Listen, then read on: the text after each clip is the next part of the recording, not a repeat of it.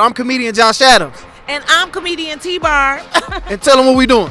What we doing is He Say, She Say, live podcast. Detroit is different. We are at the Detroit House of Comedy, and it's finna go down. Welcome back to Detroit is Different in the podcast studios. You know, we getting into a season shift, but a season shift don't change anything of the game and the creativity, the culture, and what is delivered throughout Detroit. As I always say, Detroit is different because the people make it different. And when it comes to like just dynamic personalities, people that offer something, people that add to an experience, this sister is connected to the Detroit is Different family. She's connected to Sharia, and really not even necessarily Sharia as much as what has grown in the Juneteenth Jubilee celebration. It's a collection of people. Usually when you connect with it, it's going to be an experience that you're connecting to culture, you're connecting to the Black experience, and you're connecting to something historic that is building upon something stronger. But the first face you're going to see, the first voice you're going to hear, you walking down Livernois and you get this, it's going to be Zsa Zsa. Zsa Zsa, how you doing today? What up, Joe? I am doing phenomenal. You know, adulting. Adulting. I feel you. So, we usually kick these Detroit is Different off with your Detroit story. Okay. So your Detroit story definitely connects to others. As we were even talking in the pre-conversation a little bit about some other ties of where you stomped at schools. But before we went through that, your families, how did you all end up in Detroit? How many generations deep? Man, you know what? Honestly, the only, as far back as I can remember on my mom's side is my grandmother. But I know that my extended family comes from Arkansas. Whereabouts? Little Rock. Okay. No, I'm lying. Yes, no, I'm not lying. Oh, Little Rock. Okay. And it's another, I can't pronounce it. It's some little, I can't think of the name of it, but Arkansas, and then Memphis, Tennessee. Wow, Memphis 10. Okay, those are some, as we always say, usually when I get people here and we talk about like the roots, you know, it's so often. Y'all watch these Detroit is Different. Like a lot of the lines of how people end up here follow the railway lines of the Great Migration. So it's so many people with roots to Alabama, Georgia. Yes. But to find people from Memphis and Arkansas, that's like kind of like a different feel. And we all from the South. We all Black folks, but it's just certain things that are just a little bit different because a lot of the people from Arkansas, Memphis, like people further west ended up in like the Chicago. Actually, a lot of them even went out to Texas, then to LA. I got a lot of family in Chicago. I got family in Battle Creek. Yeah. My great-grandmother was a slave. Well, she worked and picked cotton. She wasn't a slave, but she picked cotton. You might as well still call it a slave. They only paid them a couple dollars. So she was sharecropping? Cents. Was she sharecropping or you aren't sure? No, she was working. Like, that was her job. Okay. To go pick cotton. And my grandmother cleaned houses for white families. Okay. In the South. And so when the opportunity, of course, the Great Migration and the new jobs came up north, they moved on up north. Okay. And wanted something more, something new that they told them they were getting. But, I mean, it worked out. I mean, I'm here. Thank God.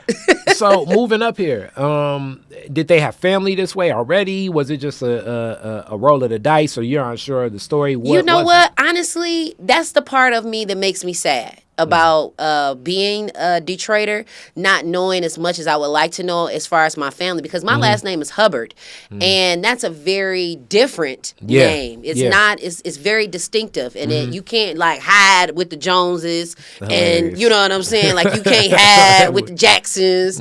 You know what I mean? So it's like Hubbard, and then being able to see like Hubbard and Dearborn heavy. One of the halls at Michigan State University is the Hubbard Hall. Like when I think about my last name, it's like, okay. And then I found out that my grandmother was mixed. One of the reasons why she was having a hard time with my other family members and her coming up here is because all the other children had both black parents. Well, my grandmother had a white father, where we believe the name Hubbard came from in Arkansas. My great grandmother was, I don't know if she was molested. I don't know if they had a relationship, but as a result, my grandmother was mixed and she was treated differently. She was shunned. And so because she wasn't treated like everybody else, she moved up here, and that's on my mom's side. And then my grandmother, who I told you worked for white families and cleaned their homes, they moved up here. So both of my parents' parents were in traumatic situations or scenarios. And then I guess my mom and daddy met at a party on the east side, and then they made me. Okay, all right, so let's get into that too, because so that basically makes were your parents born in Detroit or were Yes. they? Well, okay. my dad was born in Battle Creek. Okay. My mom was born in Detroit. My mom went to Northeastern. Okay, that's old school for people that don't know. That's kind of what's called King now. It's That a lot was of history. what? Like they loosely kind of tie those together because East Side School, Northeastern Yep. at the time, after everything happened with the murder and Yep. assassination of Dr. Martin Luther King Jr. led to a lot of organizing from high school students at the time. And it changed a lot of things. Like my alma mater, Northwestern, the, as people say, the cannon was red, black, and green painted from some of the students and Yeah. stuff. Like it's some roots in organizing and protest and activism and advocacy in Detroit, Absolutely. And I love the fact that my mom was able to share that history, because I'm like, Mom, a Northeastern, like you hear Northwestern, but nobody even knows, of course, like the newer generation doesn't know, but the older generation, more seasoned Detroiters, they know about the Northeasterns and those schools Finney's and the schools that were closed down that actually impacted and made, Detroit what it is, And so my dad, he was from, when they moved from Battle Creek to Detroit, they moved on the east side. Whereabouts? Van Dyke and Harper area. My dad graduated from Kettering. All my aunts on my dad's side and my uncles graduated from Kettering. My mother, of course, graduated from Northeastern. My uncle that I told you about, he graduated from Mackenzie. And my other uncle, he graduated from boot camp. This is what's so unique about it. Like, and this just shows like the changing of the guard here, because this isn't that long ago when we think of like two generations. Yeah. But all the schools you mentioned are schools that are no longer open. Yeah. Northeastern, Kettering. Yeah, Mackenzie. Yeah. Like that changes so much of a layout, because when we think about resources for schools, Come on. an alumni association definitely can pour into it. Yes. And as people know, I served my tenure as the president of Northwestern's alumni for a while. But What? Okay, the go, alumni President. at one point in time, but alumni are our support system. So now as like charter schools and schools change, you don't have as many of those resources to tap into, even for something as simple as career day. Yeah. It kind of disconnects these new institutions from community. Absolutely. And it also doesn't allow our young people or our youth to see how important and valuable education was, and how much, like when we were doing the pre-show, and how much I said I loved high school, because it was always something to do. It was always active and activated. Now the kids, they just want to go home. They just too tired to even want to be involved, because they got stuff going on at home, trying to keep up with social media. Our social life was our social media. Yeah. Right? It wasn't social media. I got to do it for the gram or do it for Facebook. It's like I got to do it because my team got to win. Right now, we would be preparing for track. I ran track. So indoor, outdoor, we getting ready for cross country. We taking pictures with Kodaks and winding it back on up and taking it to, Arbor Drugs or wherever you can go get the film printed out at. And those were our ways of being sociable. And so the pressures of performing and showing up on social media, I think is robbing our kids of having a real social experience, like riding bikes and having fun, and you know what I'm saying, like enjoying those moments of climbing in a tree and scratching your leg, and now you got a story, like you know what I mean, like now our kids is trying to be famous. Well, I mean, culture has shifted. Yeah. It's taken a pivot in certain ways. And in that pivot, let's get, into, as you talk about that foundation and family. Yeah. Your parents, growing up, what were your parents doing? What neighborhood did you live in? So initially, I grew up actually in this neighborhood, DeSoto. Okay.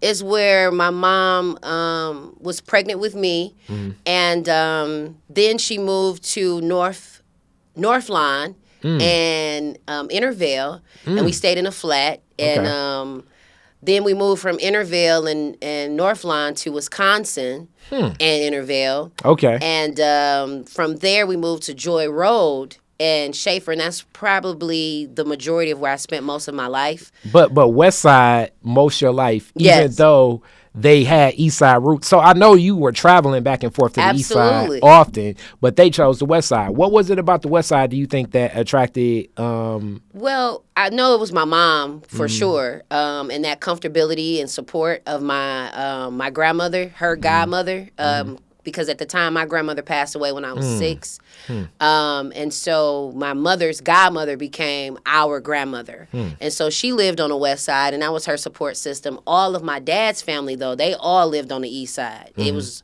all East Side, so that same Van Dyke, Harper area? yes, Van Dyke, Harper area, That Kettering footprint. And Cashew, Maross area. okay. Berkshire, Devonshire, all the Shires. Yeah, all the, as I always say to my East Side people, it's like, by the airport. It's like, everybody on the East Side live by the airport. It's like, but it actually is by the.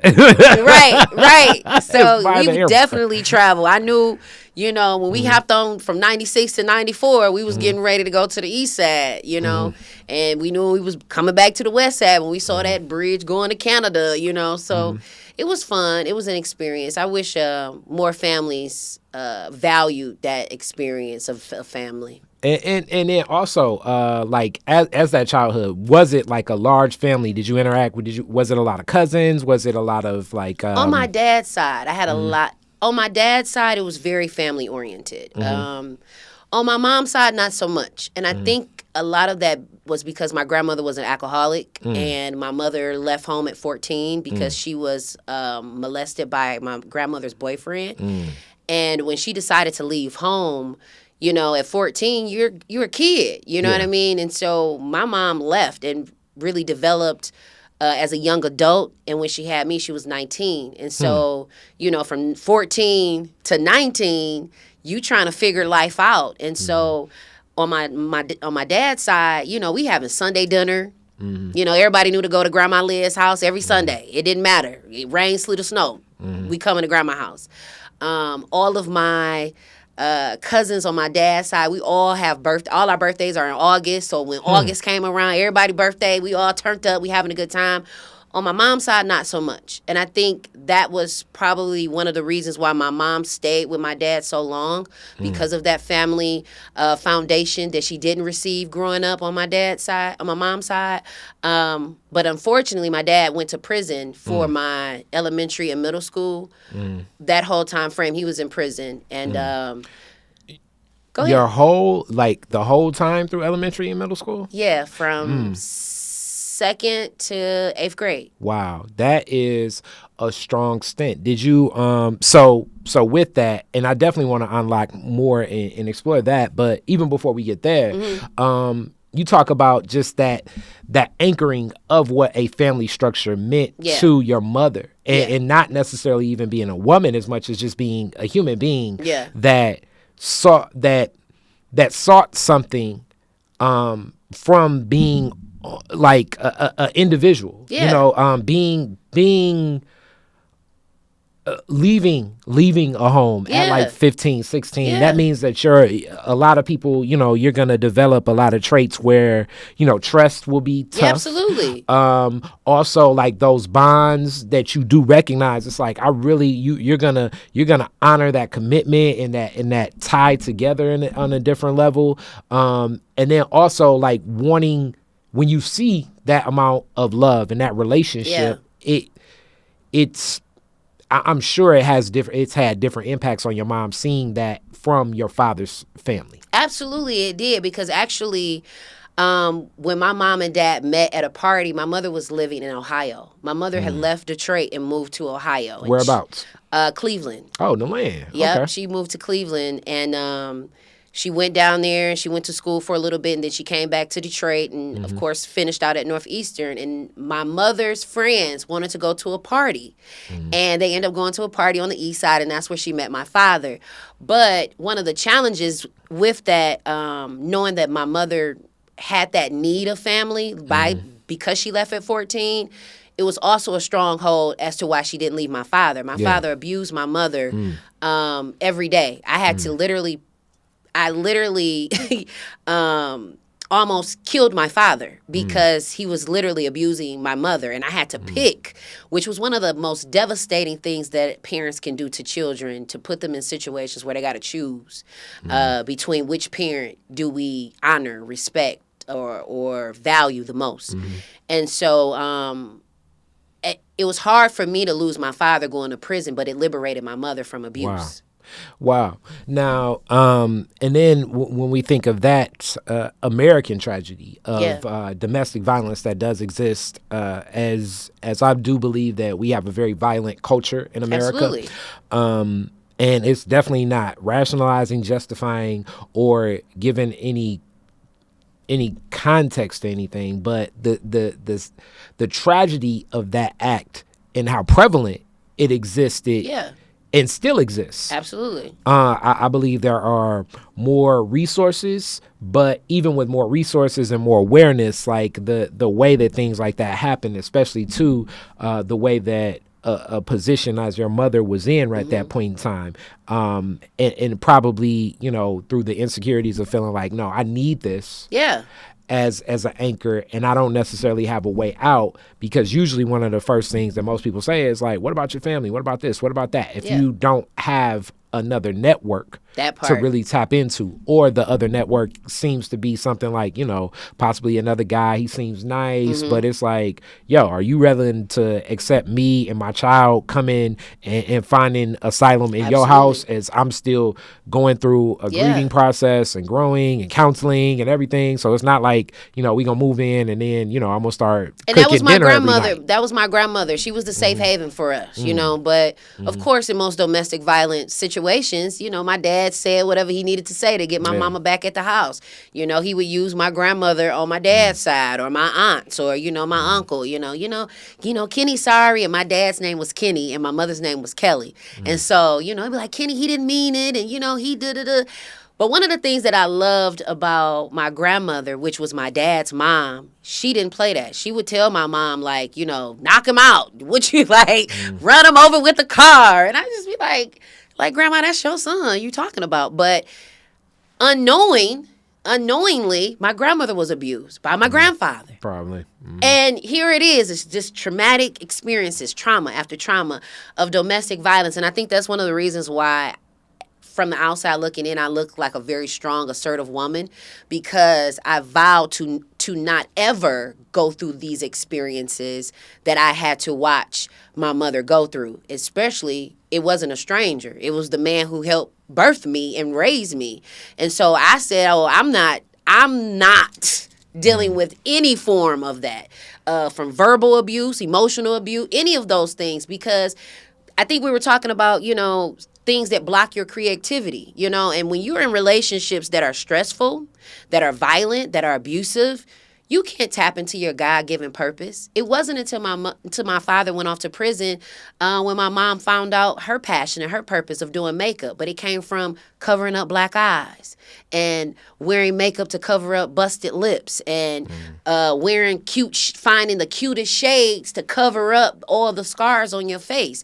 And so, out of that tragedy, my mom found a purpose and a passion, and she became a brand ambassador and a makeup artist. She worked for Carol's Daughter, Clinique, Cardot, Hudson's, Marshall Fields. She was sent all around the state of Michigan.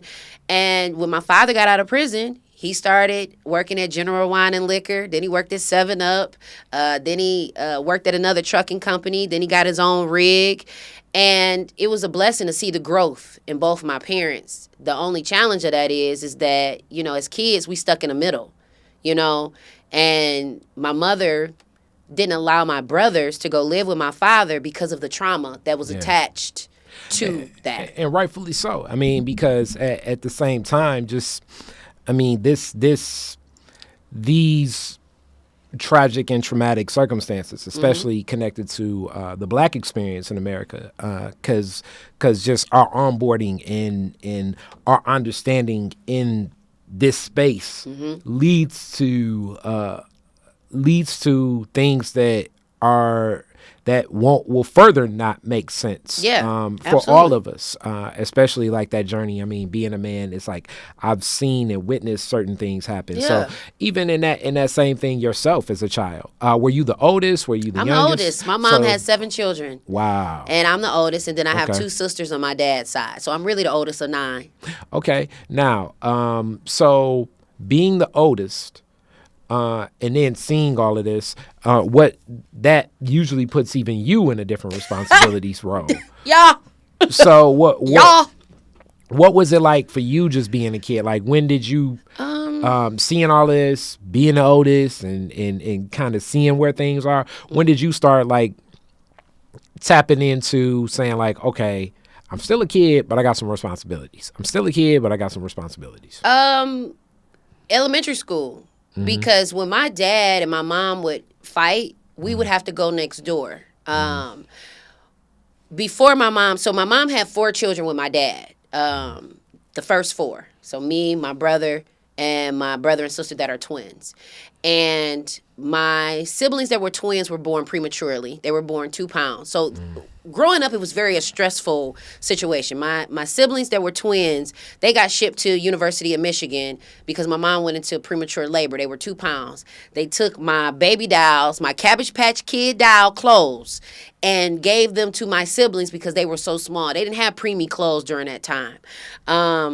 When my dad would come from the east side having his old English beer with his homies, and he would come home and accuse my mom of having a boyfriend or having somebody over, and they would get to fighting, and I would take my little brother and my little siblings, and we would go next door to my neighbor's house, Chucky and Sabrina, and my friend Amber, and, it was almost like a covering, and, I would have to reiterate, it's going to be okay, it's going to be all right, don't be upset. Like, I had to literally redirect their focus. And I guess that's one of the reasons why I love hosting, because you don't know what people are going through. You don't know what people are dealing with. And so for that little bit of time that I host events and stuff like that, I want them to think of nothing else other than pure fun and excitement and entertaining and light and love and positivity. Because being the oldest, you become inadvertently the third parent or the second parent,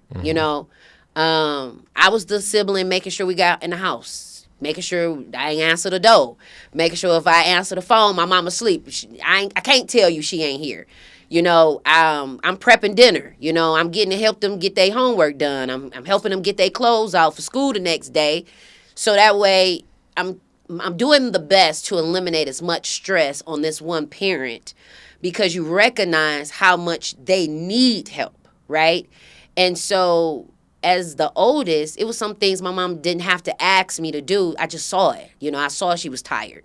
Oh, Ma, I'll take the chicken out. I start cleaning it. I start seasoning it. And then it became, I'll put it in the oven. Okay, Ma, how I make the mashed potatoes? Oh, okay, I got to peel the potatoes. Okay, I got to cut them up. Okay, Ma, I get the washer. I put the clothes in the washing machine. Don't worry about it. You know what I mean? Because when you're growing up watching your mother be abused, the most thing that you want to do is not aggravate her, agitate her. You know what I mean? Because my mom was almost like walking on eggshells. It was always like she didn't want to upset anybody. She didn't want to make nobody mad. Me, I'm the complete opposite. I'm pressing the envelope. I'm going to say what needs to be said when it needs to be said. That's why it's called Yeah, I Said It. Watching her gave me courage to be fearless, to look things in the eye and to overcome those things, because I watched her like tiptoe into who she was becoming. And I never wanted to live a life of regret where somebody else's experience with me hindered me from becoming who I really wanted to be. And being the oldest, you never realize how much you are leaned on by the parent, until like your parent is gone. And both of my parents are deceased. My mom passed away in 2015 and my father passed away in 2013. Okay. No, I'm lying. 2007. Okay. Now, and then in this journey also, you deal with all too common reality in the black community of having a father that faced a long-term incarceration as well. Did you visit your father while he served time? Absolutely, I did. Before my mother divorced my father while in prison, my mother was the one taking us to go see my dad. And, being a Detroiter, it's one of the most devastating things is to view Michigan in a way where you're going to see a prisoner. Like, I never saw anything outside of my community until I went to see my father in prison. Traveling that 1.5-hour, 2-hour trip to Ionia or Michigan Reformatory or some other prison that's in the upper state of Michigan, that was the closest thing we got to traveling. You know what I mean? Outside of going to Belle Isle or River Rouge or, going back and forth to the east side. But I didn't really start traveling a lot and really experiencing more what life had to offer until I got to high school. So elementary to middle school, visiting my father was different, having to have officers go through your hair and make you take off your shoes, and you got to cut the strings out your pants or your jacket because you can't take the strings in there because it may be contraband for them. I never forget my grandmother on my dad's side switching out her shoes for my dad's shoes because he couldn't get shoes. They were holding his money up and playing cards and him telling us he gonna take us to Disneyland when he get out. And, I'm trying not to cry just talking about this because so many kids are affected by this and they don't realize it. I was so hard on my son, or I am hard on my son. He'll be 20 this year because I didn't want him to have a hashtag on his back. When they wear them True Blues and that orange, their number is on the back of their outfit. It's stamped on there. And when hashtags started being popular, in my mind, I knew my daddy been in prison, my uncle's been in prison, my brother's been in prison. I'd be damned if it's my son. Like, I can't do it. I done did it already, And one of the most craziest things was when my father was in prison, my mom's brother was in prison. So we would go see them together. We would go see my dad, and then my mom would have to turn around and go see her brother in the same facility. We getting letters in the mail from my dad, getting letters from my uncle, which turned me into a writer, which turned me into a dreamer, which turned me into a creator because I started creating these scenarios in my mind of what I really wanted my life to look like, You grew up watching these shows, Family Matters and Step by Step, and you see all these families that are tight and the Cosbys, and you think, man, I wish my family could be like that. I wish my dad wasn't in prison. I wish, my stepdad had to take me to the father-daughter dance at McFarland. I didn't want my stepdaddy taking me. I was grateful, but I got a dad, So for me, growing up, and raising my siblings, it was challenging. And going to prison, that was hard. But that little bit of 2-hour visit, it was everything, Yeah. And let me say this, as a person that's gone to visit somebody, and it's tough because, like, people say, oh, man, why don't you do this? Why don't you do that? And it's two different stances. It's kind of like how I look at funerals sometimes now. Like, it's tough. Yeah. Because it's like, having a conversation with a person with a huge ass elephant in the room because it's like, okay, I can't really talk too much about what I'm doing because it's like they'll never be able to do it. Yeah. If they bring up something that is like something that like, oh man, I heard all about like everybody using Facebook and stuff, and we got a phone in here and I'm on it too. And it's like, yeah, man, Facebook's cool. This is good. You know what I'm saying? Like I knew the path you was down. It's like the elephant in the room is like, I can't, it's like, bro, I don't know if you're ever really going to, furthermore, the circumstance you're in, even when you quote unquote get out, you still have so many anchors weighing you down. Shout out to Yusuf Shakur, Kwazi Akwamu, and so many of the people I know that do organize and Marvin fight Cotton. for brothers that have served time, because that journey as people say in recidivism, my interview I had with Von Arrington, that's my homie, where he said, like, love Von. you know, he was like, yeah, man, I was in the hole. When he said I was in the hole for 60 days straight, but he had to develop an imagination and start talking to an imaginary friend, not to go psychotic. Yeah. You know what I'm saying? So it's these types of things. And he said, like, yeah, I took every minute, you know, and that's one of my most played little clips, but it's real. It's like I took every minute for real serious because, you know, 15 minutes, I'm going to play a little bit of card game, watch a little TV, and then I'm back in my cell the rest of the day. Yeah. You know, all from an instance of like usually interpersonal misunderstandings like that move that fast. Meaning like you outside, this person bump into your car, you bump into their car, he yell at you, you yell at him, he brandish his firearm, you like, forget it, I'm gonna shoot him. Bam. Now, next thing you know, this has changed the trajectory of so many other people connected to you. Absolutely. Family, friends included. Usually it's those family members that are the elders that'll be like, look, no matter what, grandma gonna have your back. Well, which kind of that's one of the reasons why my dad went to prison. My dad went to prison because my cousin, his cousin, was slanging, you know, and the guy that didn't have his money and he wanted compensation for the product that he gave him, and he told him to give him his triple fat goose coat. And at the time, that was the popping coat. That was the, you know what I'm saying, that was the hour sign at that time. And he didn't want to give up the coat. So my cousin popped him. And so my dad was the one driving the car. Yeah. And so somebody saw the car, saw the license plate, and found the car that was hid in my aunt's backyard. My aunt hid the car in the backyard. So it's just like stupidity after stupidity. You know what I mean? But all of, like we say, all of like something that can take 5 minutes. Yeah, a 5-second situation. Can impact so many family members and have impacts that last decades moving forward. Even though you like, oh man, he was just in jail for 8 years. It's like, no, but that 8 years has so many other impacts even that strain the relationship of elders in a family, because now that elder is gonna, you know, elder gonna be a mama bear. Yeah.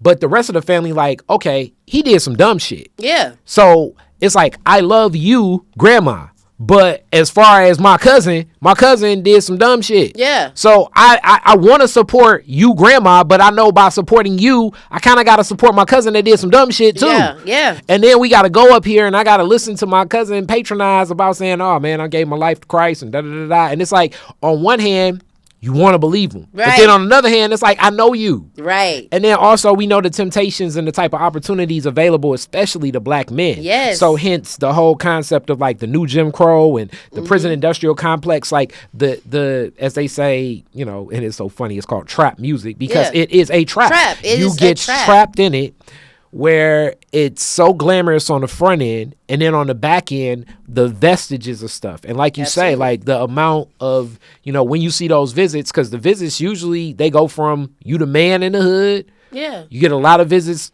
early on. Yeah. You know, then you be in there for like about half a year and you get no visits. And then the next thing you know, you sit next to a guy that has less visits than you. You become friends with him, and then a new guy come in here. And now you just jealous of this guy for getting visits. It's like, why his family love him and my family don't see me? Yeah. All right, I feel like stabbing him. Yeah. And it's like this type of weird rationale. Yeah. Is the rationale that happens just due to the psychotic nature of what these institutions can sometimes do. And to add insult to injury, Kari, my brother was killed in prison. My brother that was right up under me. His friends laced his weed to see what was going to happen. Yeah. And my brother turned cuckoo for Cocoa Puffs and ended up going to prison. Both my brothers went to prison. One of my brothers just got out 2 years ago. He did 13 years robbing a pizza man. Yeah. He was getting an $880 Social Security check for having asthma. Mind you, they were premature. My other brother, he was getting a check. He got hit by a car when he was 6. You know, he didn't have to do none of the things that they did that they have to do, because we were raised in a household where my mother worked very, very hard. My mother wasn't lazy. She was at parent-teacher conferences. Yeah, she was busy because she worked in the evening. But during the day, my mama was at our schools. She participated. All our teachers knew our mother. They loved my mom to volunteer. And so we weren't raised where we had to do hood stuff. You know what I'm saying? Was the hood around us? Was it a part of us? Yeah, it was. But that time frame that my dad was in prison, my brothers was trying to be cool. They wanted to be the cool kids on the block. They wanted to be around the niggas that was, making the moves. And so when you don't have that leadership in your household, when you don't have men and women in the household that can influence your children or your child to do what they need to do, the streets going to have the influence. And that's what happened with my brothers. It didn't happen with me, because I wasn't going to allow it. But mentally, I was a lot stronger than my siblings because I saw things early on that my siblings didn't comprehend what was happening. And that's the other thing of life. Like, we can all go through the same experience, the same time, see the same thing, but have such different interpretations of what it is. Yeah. And when you really think about it, like, my favorite art form, hip hop's my favorite art form. And I loved it. I grew up. But now I do recognize, and I'll be the first person to say, it definitely has had... it, like most things in America, as for the black community, as beneficial as it's been, it's had some extremely detrimental impacts on how we view ourselves. Absolutely. And what that arc is in manhood, because just due to how our community is, as you say, being cool, like, being a black man, like, those early ages, you're trying to define who you are. Yeah. And part of this and being in that definition is that machismo, is that attitude. It's like the rebellious, like people say, people like the rebel. It's not the rebel. It's just that this person, in my perception, in my young mind, I'm looking at a Tupac, a Ice Cube, and a Snoop Dogg, and I'm thinking, oh, they have no care in the world and they do everything that they want to do, because I'm not understanding the infrastructures and how this is being presented to me. Correct. And the things that can influence them to do certain things. Yeah. But in the same flip side, this same pressure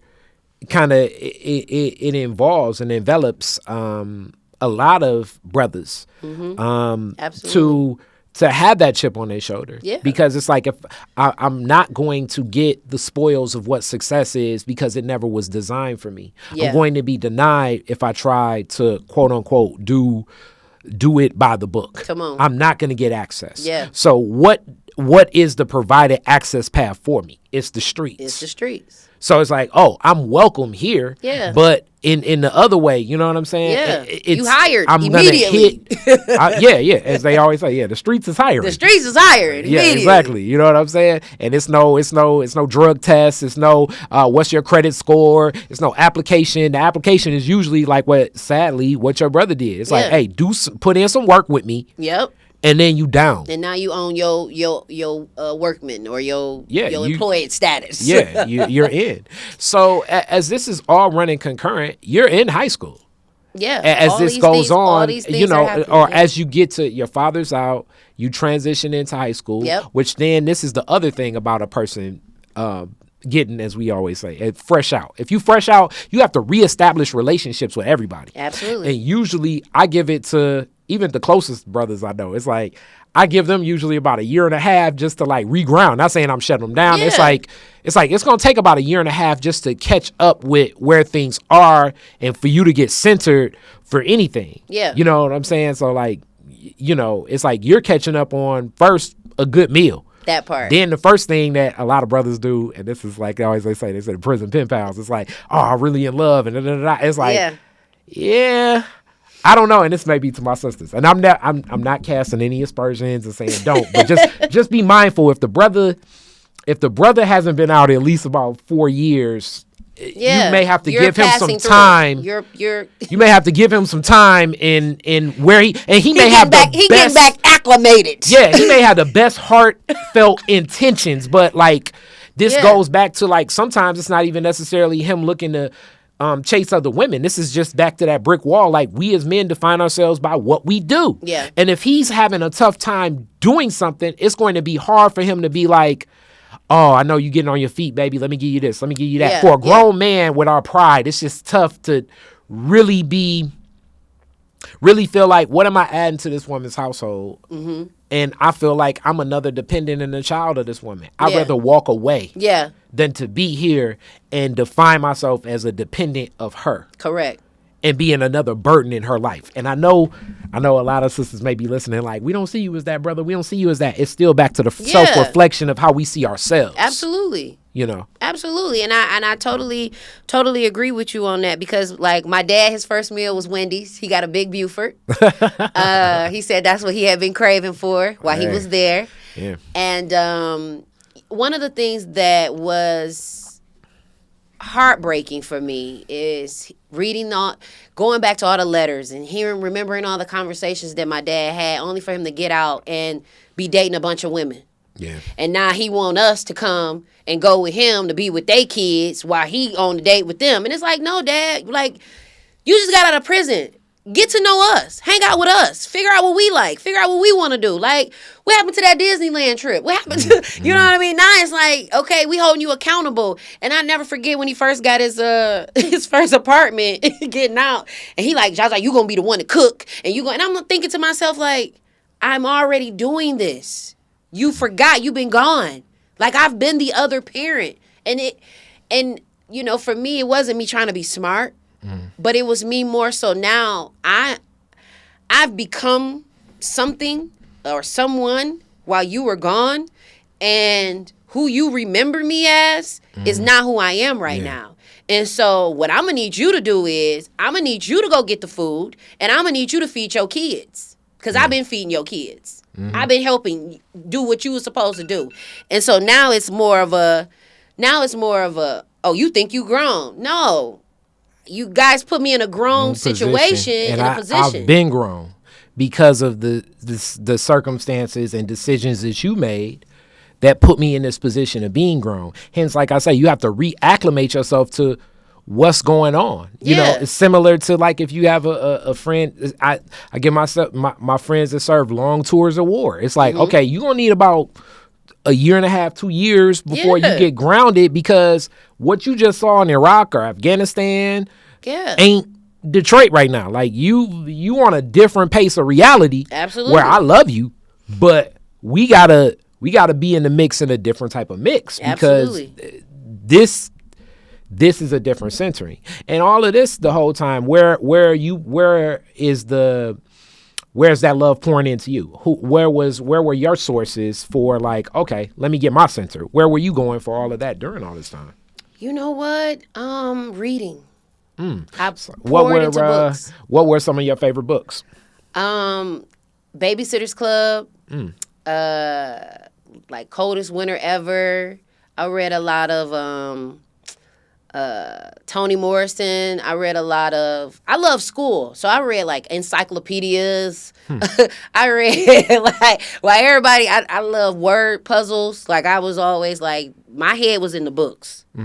And not because somebody told me to. That was my safe haven. And did you, so like being a reader, especially of anything that's fiction, was that like the key to that imagination and tapping into that creativity? Well, I didn't just read fiction. I read I love like Discovery Channel magazine books. Like I wanted to be an archaeologist. Like I wanted to go and travel and discover things, and I still might do that. And when I become a little more seasoned, you know, and don't have as much pressure of doing life. But I loved reading about, you know, history and just life and things that were happening, and, you know, along with fiction, right? Because a lot of fiction is a lot of truth. It's a lot of reality. You know what I mean? You just change the characters, time frames, and scenarios. And so I love to just be engulfed in that world. I found myself, whatever I read, I found myself being there. When I read Chicken Soup for the Soul, and it was just small, short stories, I found myself there. When I read stories about the Bible, I found myself there. Like, I wonder what would I be doing if I was, you know, hanging with Adam and Eve? You know, that's where my imagination went. You know what I mean? And it was kind of like, okay, this is their reality. They outside, they playing, they hanging out. Well, I'm reading books, you know, or me and my friends are going bike riding and we're discovering new things in the city, or, you know, ways that, you know, we can contribute. We out planting and stuff like that. I did stuff as a kid that adults were doing.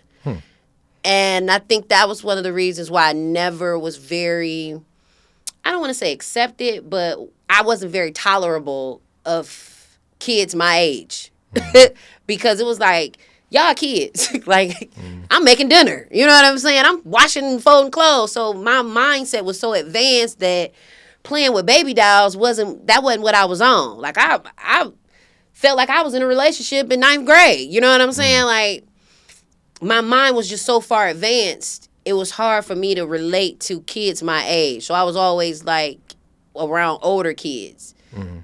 Kids that was like, I'm in elementary school, my friends in middle school. I'm in middle school, my friends in high school. I'm in high school, I'm hanging out with people that's in college. Because I was just that far ahead in my mental capacity to deal with life.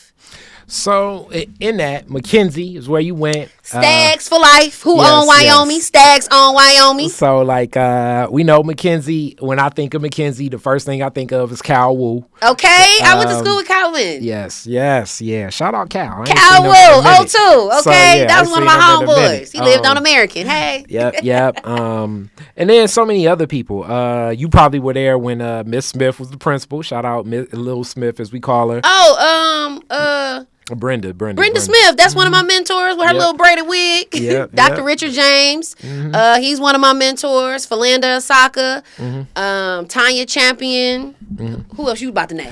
It's so many people to go through. Mr. Stein. Mr. Stein. So newspaper. So when we think about Mackenzie, and you said you had a lot of love for her, what was what Mackenzie. poured into the love for Mackenzie so much?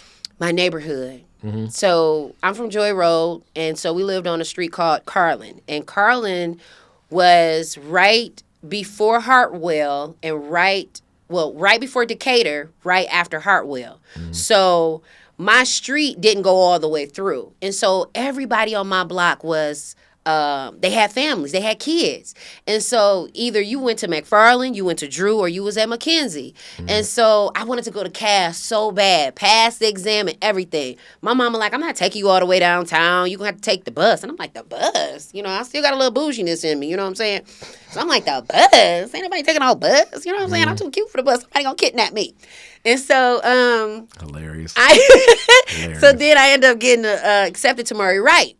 I went to Murray Wright. First week at Murray Wright, girl got cut with a razor blade. A boy got jumped and his eye got busted with a lock. Because you remember they used to carry the locks back in the day. So I'm like, oh, this is too ghetto for me. I got to get out of here. They gonna beat me up. I don't have no reinforcements. This ain't my hood. You know what I'm saying? I gotta go to I gotta get to Mackenzie. Because if I can't go to Cass is where I want to go, I can't stay here at Murray Wright. I gotta get to Mackenzie. So me and my homegirl at the time, we was both at Murray Wright. She like, well, if you leave, I'm leaving. I'm like, well, I'm leaving. I'm letting my mama know right now. And everybody in my neighborhood was already at Mackenzie. Like my uncle, he graduated from in 1996 from Mackenzie. So I was already going up there for the basketball games. I'd already knew Coach Weatherspoon, Coach Richmond, Coach Dozier. You know, I had already knew the principals over there. You know, so we were already acclimated as Mackenzie family. You know, from my mom being my uncle's guardian because their mother had passed. And so we were already family. And so when I got there, I just kind of meshed right on in because everybody from Drew went over to Mackenzie. Now, and Mackenzie's one of those, like, when I think of the West Side schools, we always had these talks, you know. When I think of Mackenzie, I immediately always think of Redford, too, because of just the connection between Redford, Mackenzie, really Mackenzie, Henry Ford as well. Like, a lot of those schools, and even you mentioned Joy Road. So, like, sometimes when people think Joy Road, yes, that's exactly where I was going to go. So, like, some people hear Joy Road and they think Cody. Yeah, that was our rival. Exit 9, and definitely, Cody. Yeah. Cody Mackenzie rival. Cody Mackenzie was classic. Yeah. That was the River Rouge showdown. Yeah, it was the showdown, baby. Okay, it was a showdown. It was a shootout. It was in reality, and it's no offense to my people that went to Cody. During that time, your athletic department couldn't touch us. Couldn't touch us. Real talk. Nobody could touch Mackenzie on all levels, from track to football to basketball, especially basketball. I mean, we was the number one state. I was gonna say, wait, it's some Redford Huskies. It's like, wait a minute. No, we smashed Redford Huskies.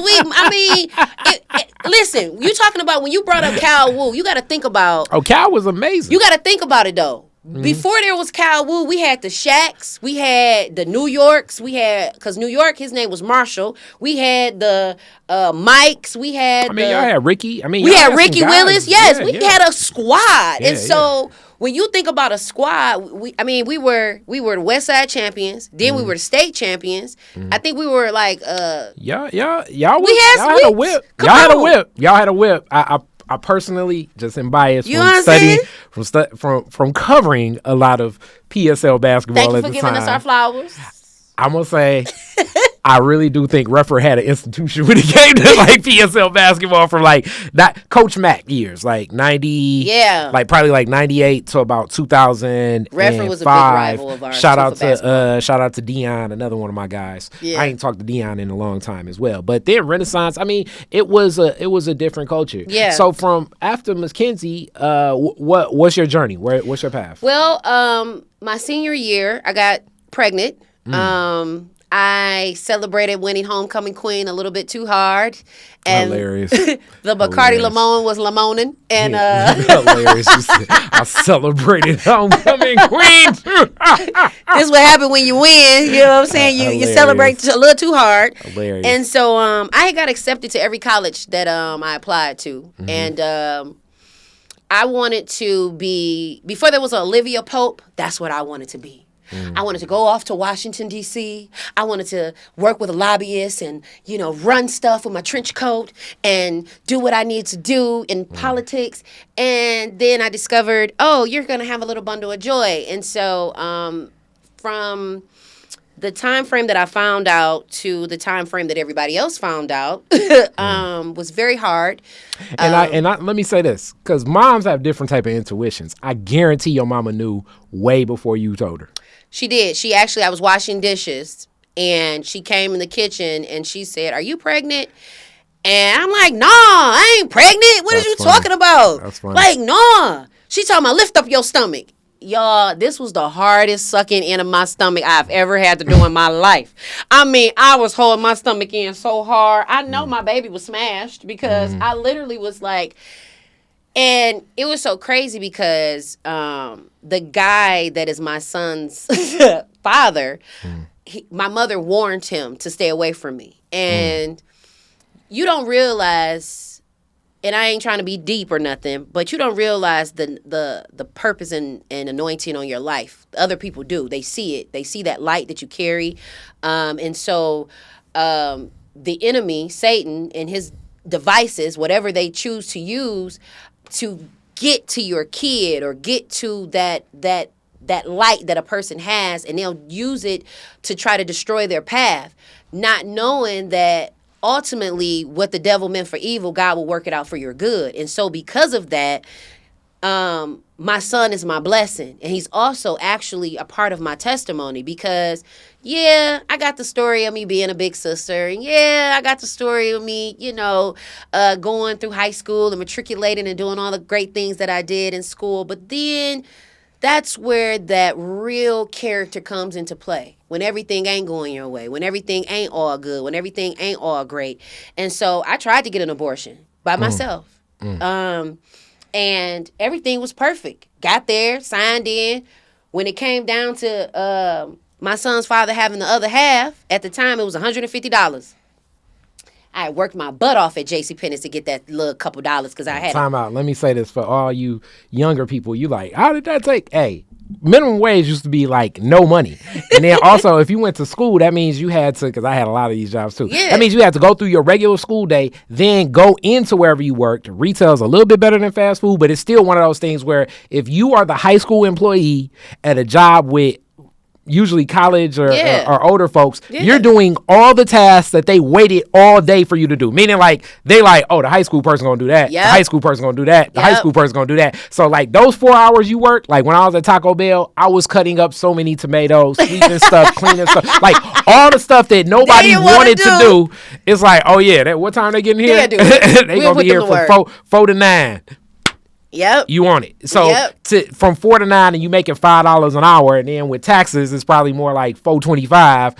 Getting $1.50, that's gonna take a while. Yeah. You know what I'm saying? God forbid if they kick you off your schedule, Okay. You really messed up. You but really continue, messed up.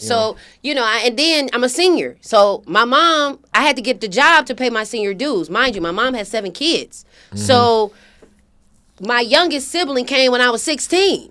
So my mama didn't have no money for me to pay because senior dues is $250. Senior dudes, homecoming, Homecoming, prom, all that. dress, So my senior mom, pictures, like, senior swing outs, all this stuff. You need to get a job. So, Yeah. I didn't mind. I had been working since I was 14 years old. And so, the challenge was, okay, now I'm pregnant. Okay, this is a loop. So when we got to the clinic, he didn't have his half. The whole time we didn't plan this situation. So mind you, if you know anything about pregnancy, you're going to grow. And if you know anything about abortion, it costs more the further along you go. So by this moment, homecoming, October, nobody found out I was pregnant till April. I was running track pregnant. Wow. Like my coaches told me to lay off the beer because they thought I was drinking because my belly was getting bigger. That's funny. And I had my Letterman jacket. You know what I'm saying? People whispering. It was almost like a Lifetime movie, Kari. Like, Zsa Zsa pregnant. Like, it was, I'm walking. None of my friends knew except for 2 of my friends. And the only reason why they knew is because we all took pregnancy tests together. We were all in different bathrooms. And that's how we all found out. So from there, my senior year, I got accepted to all my colleges. I got accepted to Bowling Green State University with a full ride scholarship, the Presidential Leadership Academy scholarship. And I went to Bowling Green. I had my son July 1st, 2003. I had to be in college July 5th, 2003. And I left my son here, literally right after having him. And I had to go to the summer program. In order for you to get the scholarship, you had to go to the summer cohort program. And when my mom found out I was pregnant, she slept in her clothes for 3 days. Me being a parent and being a young teenager, young adult at that time was one of the most challenging times of my life because when you have a baby, you need your mama. But also the fact that I think for your mom, what you represented through the storm of what may have existed in some of the storms of her life. I don't want to say the storm. Yeah. But some of the storms of her life, you were that rainbow. You were that shining light. So something like that, and it's tragic that these are to me, I'm still like people say, oh, Kari, you blame white people for everything. It's not white people. It's the institution of the way they have the us thinking. scarcity. Not just, but some of the thought becomes reality because, we can push back on even welcoming children into our community because we're recognizing that, like, okay, to truly anchor and raise this child up, it's going to take resources that are not necessarily accessible to us because it's going to cost money. Yeah. Hence, so instead of the child coming with a child, and when I say that, or the young person, let's say that, I was and a child. It can be up to 25-year-old. It's like, oh man, what's that gonna mean? Like the grandparents thinking to themselves, not like as much as it's like, wow, this is such a great source of life. This is going to add to the family. This is something we got on board. Yeah. We're thinking of all the responsibilities. It's like, man, healthcare, babysitting, good daycare costs a lot of money. We don't want, we got to raise, we got to make sure that the child stays on path too. So like for them, they all were of more this, focused on, are you going to school? Are you still going to finish? But to me, that's that shining light of like, we want to make sure you're still on path and then still honor this. But it's tragic what I'm saying, just the reality that that something so beautiful can be so distorted in our community just due to the lack of resources and the scarcity that is imposed on our people living in America. That's what I'm saying. And I totally 100,000% agree with you because my first 4 years being a mom was one of the hardest because like I'm overcoming being a disappointment, right, to my family, to my school. Because I'm the leader, right? And everybody's looking at the leader for leadership. They're following the leader. And so when I got pregnant, it contradicted my leadership, right? And what I was expressing to my peers and people around me. Tayshawn's dad was supposed to be the fun guy. He wasn't supposed to be the dad, right? And so it's like, okay, I got to deal with this situation and I got to deal with the fact that I was disobedient to my mother. My mother told him to leave me alone and told me to leave him alone. But again, because I'm thinking I'm grown, right? Years and years and years of thinking you grown, years and years of figuring it out on your own, being the backbone. You figure, oh, I can figure this out. Oh, I can go ahead and get the abortion. Oh, yeah, we got the money. Oh, okay, so now you got all these obstacles coming, and here, all right, I'm having this baby. You know, my principal trying to kick me out, send me to Catholic Ferguson. You know, they like, no, she the class president. Time out. Okay, let me tell. So Catholic Ferguson is a school that provides resources for students that are pregnant. And so I just want to get that note for people that may not know. You know what I'm saying? You know, I didn't know. Okay, I'm yep. like Catholic Ferguson. I'm not going there. No shade to nobody who went there. Bless your hearts. But that wasn't supposed to be my story. I knew it wasn't supposed to be my story. So I'm so grateful for Dr. Richard T. James. Thankful for Philanda Asaka. Thankful for Atanya Champion because they spoke on my behalf, literally to Brenda Smith and to Bernard Bonham and Principal Peoples on my behalf because I had contributed so much positivity to that school. I was a representation of the positive parts of McKenzie. When they wanted a spokesperson, they sent me. When they wanted a positive representation at Michigan Youth and Government, at University of Michigan, they sent me and my peers. And so when it came down to it, I was dealing with so much, getting ready to be an adult, go to college, about to be a mama, dealing with the disappointments of my family, disappointments of my community and school. And so I'm in a whirlwind. Like I'd never felt depression the way I felt depression at that time. And I didn't even know that I had postpartum. Like I'm a kid. I didn't know that I just had a baby and now I'm dealing with postpartum on top of depression. So I'm literally, it's like depression to like the 10th power. And I can't focus. Like I'm trying to write papers. And when I finally got a chance to bring my son, I brought my son to school with me when school started in the fall.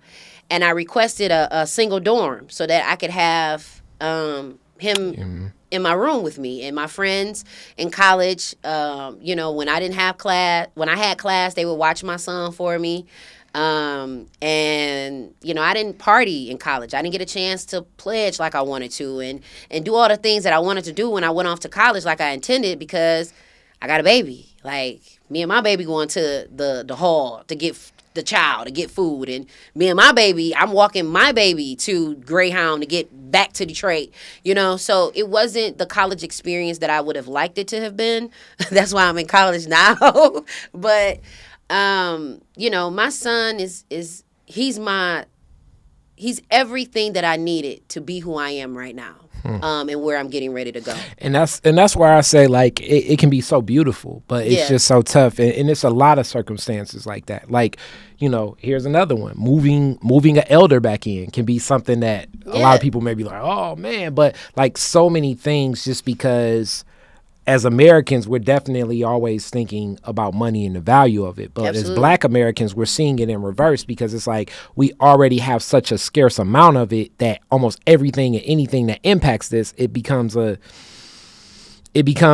something that can heighten anxieties, lead to depressions, lead to frustrations, lead to fights, lead to family members like not talking to each other for years. You know what I'm saying? Absolutely. Like all from something that could be beautiful if we just take time to say, all right, let's step back and let's center ourselves in the reality now, and let's look at the benefits and the beauty of this. Yes, there will be challenges, but let's embrace the beauty of it and look at the beauty of this as beneficial and well worth it for the challenges that may present itself for this. Absolutely. And, you know, one of the things, the pluses was during my pregnancy, the Pistons had won the Eastern Conference Finals. I named my son Tayshawn after Tayshawn Prince.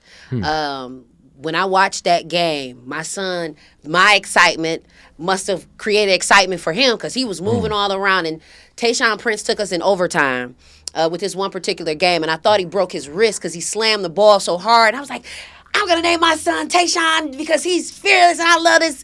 And it was so crazy because it was like, you know, everybody like, you should name him this. I'm like, no, I'm naming my son Tayshawn. And I like that name. It's a strong name.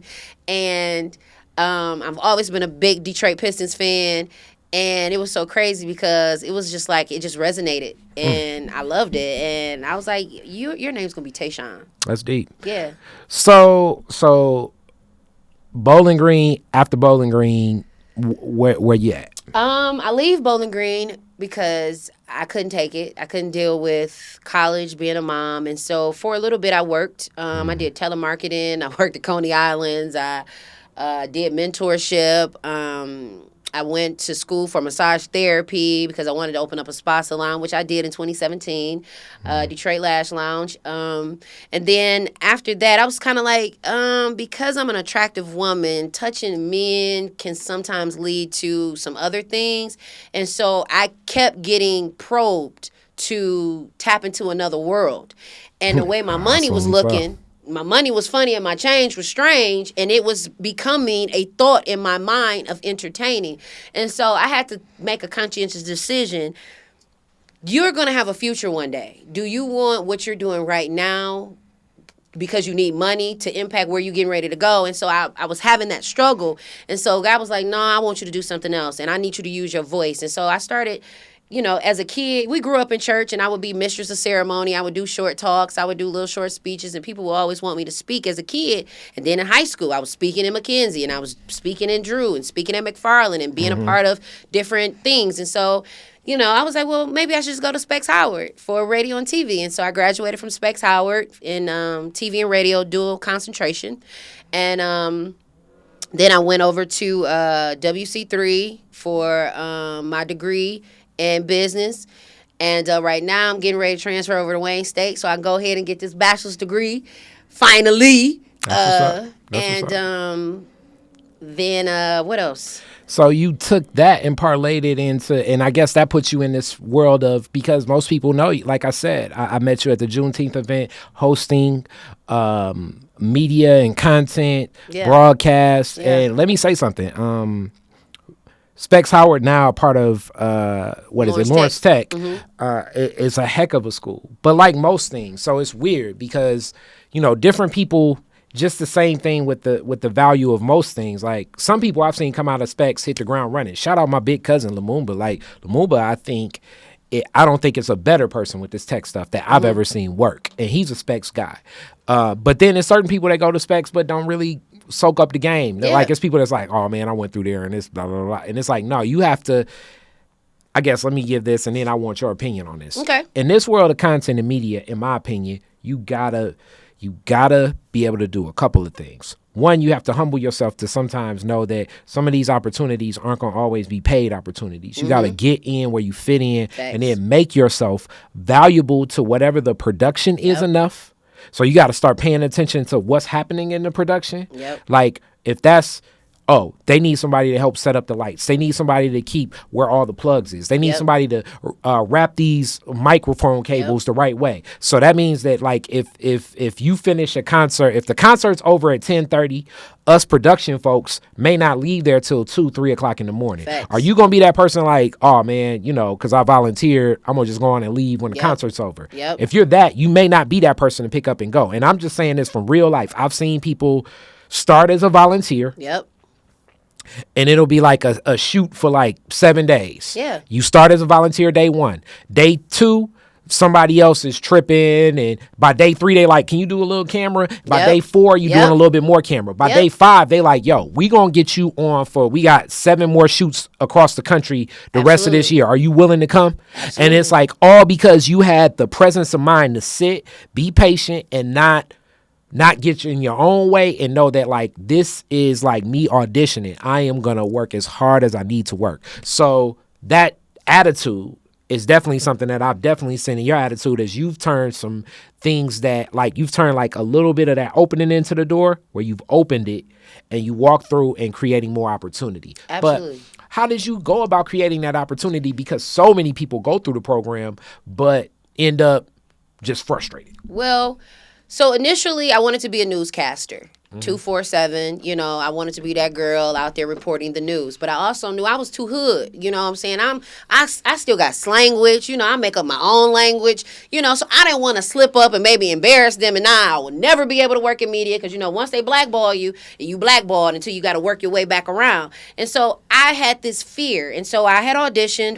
Well, not auditioned, but I had applied, and the lady was like, I love how you look. I love I love everything about you, but I we're still looking at some different candidates and da-da-da-da-da. So I was just like, okay, she ain't really feeling me. They love the name, Zsa Zsa, you know what I'm saying, and the affiliates with that. And so it was just like, you know what, I need something where I can be comfortable. And so I ended up volunteering for one of my mentors, Dorinda Clark Cole, one of the members of the Clark Sisters, legendary Grammy Award-winning Clark Sisters. And I volunteered for her show at TCT. And initially, I was just helping getting guests together, organizing audience members, doing floor direction. And then she started asking me to write. Back to my first love. And yeah, I was gonna say that puts you right back in center. And then also, this is so funny. She never told me this story. You know how I just told you, like, you gotta be there from a volunteer sometimes, and then the door opens up a little bit more, then it opens up a little bit more, then it opens up a little bit more, and then it's like, see if old girl can do it, because obviously these other people was playing around, and stuff like this happens on productions all the time, and I'm talking about the biggest production. Yeah, First Lady Kelly Johnson. She was actually the one doing writing for Dorinda. And so one day she was like, girl, give me some words to say for this little opening. And so I gave her a little spiel, and she was like, you know what? Can you do it? And I was like, yeah. And so then from there, she would give me another one. And then from there, she would be like, well, do me an opener for this. And the only thing I was doing was the opener. Just some powerful words for Dorinda to come in on for her show. And so Dorinda started saying, who wrote this? Where these words coming from? Oh, somebody know what they talking about. And so then she found out it was me. And so she told Kelly, let her start writing my questions to my guests. And then it went from me writing the opener to now I'm literally writing the questions for the guests. Then it went from me writing to doing the questions to now she wants me to do the teleprompter. So I started writing her questions. I did the whole script. And that would be for 5 shows. One production day, we would film for 5 episodes. So we there 5 hours. We start in the morning, we leave about 4:30, 5 o'clock in the afternoon. And so I done wrote 5 scripts off the dome, just in the back, by myself, next to this white man. It's kind of... Okay, and let me say this too. You dropped a lot of gems. It's like, so in these gems, as people say, you become a better writer when you're a great reader. So if you've been soaking up and know how to comprehend a lot of information, that reading the encyclopedia, you have a vast array of vocabulary and everything like this. I'm not gonna go too much into it, but even with people saying, oh, Chat GPT is gonna take everybody's job. It's not necessarily, because it's still tapping into creativity. Absolutely. There are definitely a lot of harms with AI being used wrongfully. Yeah. But I'm one to say it's harms in everything being used wrongfully. Correct. And it's people with bad intentions for everything. Correct. But even a great writer can take those same creative tools and they're going to amplify it times 1,000. You'll never be able to keep pace of the person that really put in the work intrinsically and connected there. Yeah. So all of that stuff was like Mr. Miyagi. Yeah. That you never knew, okay, when you were reading at 10, 11, 12, 15, 20, that, okay, I'm going to sometimes be tapping into this vocabulary. Also, it's functional, too, because it's a different type of writing when you're writing for content for people to speak versus when you're writing just for people to read. Yep. So you and I had to learn her lingo and how she discussed and talked. You know what I mean? And it's so crazy. You don't know the experiences that you're going through. Like during that time frame after I left Bowling Green, I even ran for office when I turned 21. I ran for city council. And then, I got a job at working for Wayne County just as a clerk. And then I became a deputy clerk. And it went from me in the back again, being in the back of the boardroom, doing what's the task at hand.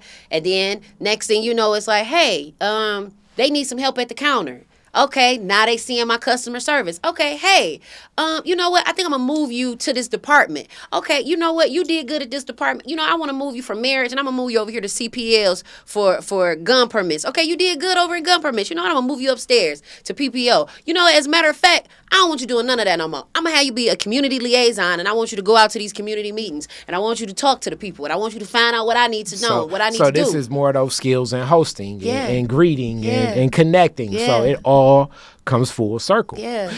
And speaking of the full circle, I guess as we towards the end of now, what's happening now? What's next? Where in the pace? I know we know that you definitely gonna get that piece of paper and get that stage walk. But other than that, like, what's next? What are some of the next projects that we're gonna see from your works? So I've done some movies. One of the movies is coming out in June. That I did with Paul Johnson Jr. Shout out to Paulie Paul.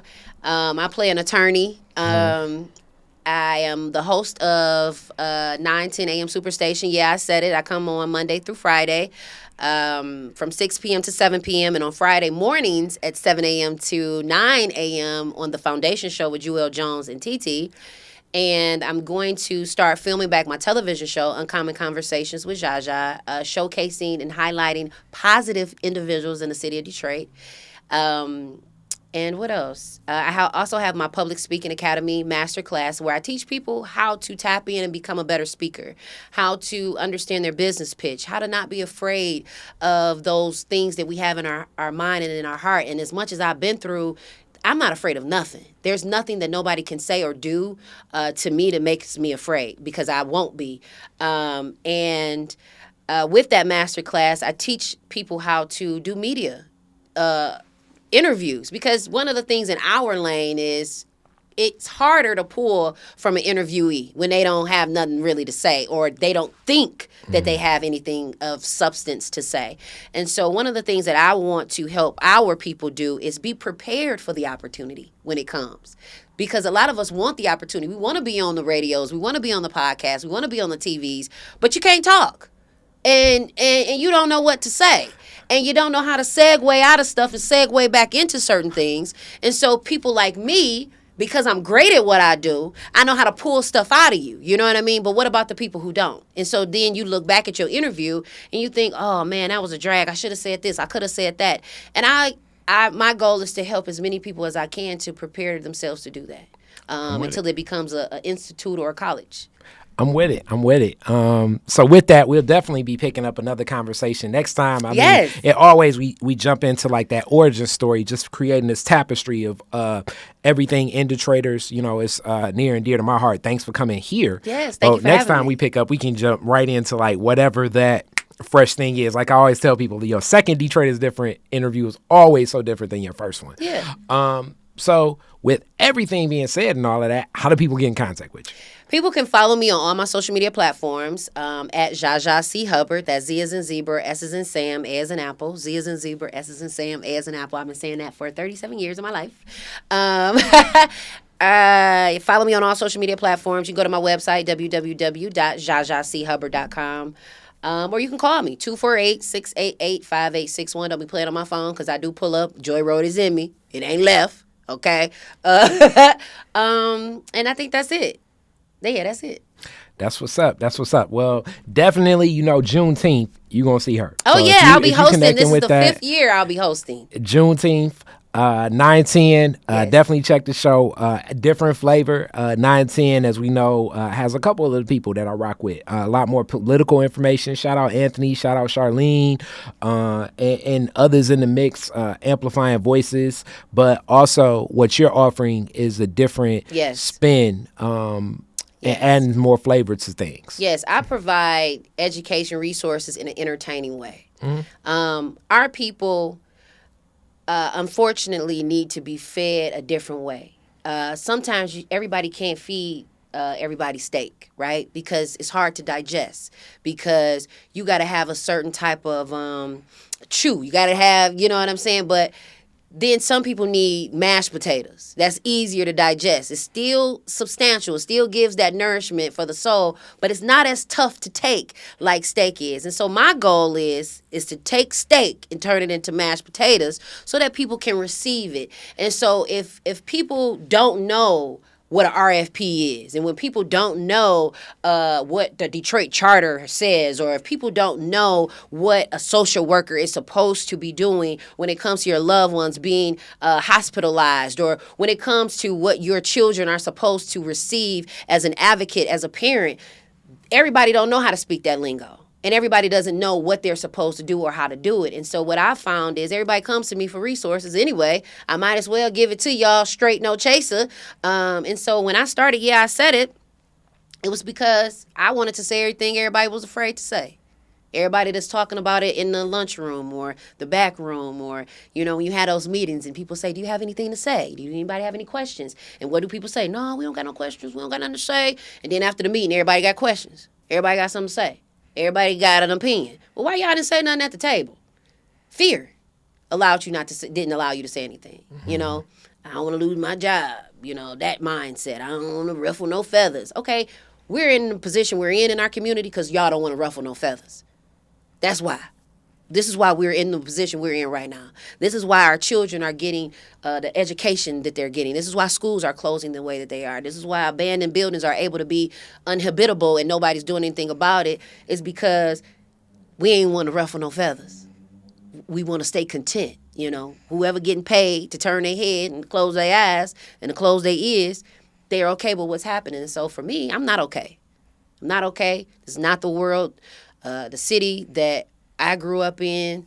And I'm going to be a grandma one day. Hopefully I'll become a great grandma. And I want them to be able to say and know about the Detroit that I know of and not the Detroit that they are being presented. I'm with it. Thank you so much. Thank you. Peace. Peace. Black revolutionaries, distillery owners, Italian fashion retailers, and Motown Grammy winners all share their best stories never before told in any other media outlets on Detroit is Different. Visit DetroitisDifferent.com or download the Detroit is Different app on Apple's App Store or Google's Play Store.